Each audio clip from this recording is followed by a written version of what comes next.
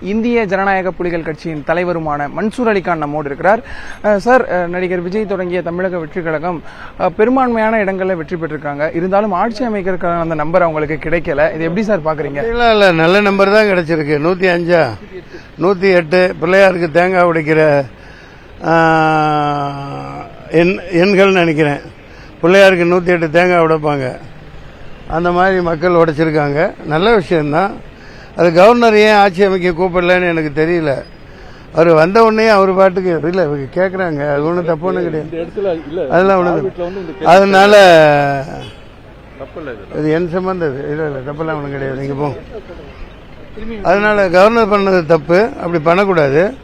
Majority நிறைவேற்றி அடுத்த நாள் பதவி ஏற்ற வச்சுட்டு சட்டசபைக்கு கூப்பிடணும். சட்டசபை கூட்டம் 5 நாளா 1 மாசமா கொடுத்து நிறைவேற்றணும். அது அவர் பண்றது தப்பு. அது புரோட்டோகால ஏன் வாபஸ் வாங்கினாங்க, ஏன் இப்படி பண்றாங்கன்னு தெரியல. நீங்களும் தேர்தலில் போட்டிட்டு இருந்தீங்க. இந்த மக்கள் இந்த அளவுக்கு வாக்களித்தது எப்படி சார் பாக்குறீங்க?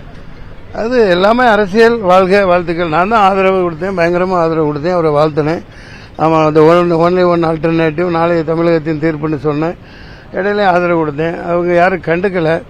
பரவாயில்ல, வாழ்த்துக்கள். அவர் வருவார். காங்கிரஸ் ஆதரவு கொடுத்திருக்காங்க. மற்ற அவங்களோட இதான் நல்லதுதான்.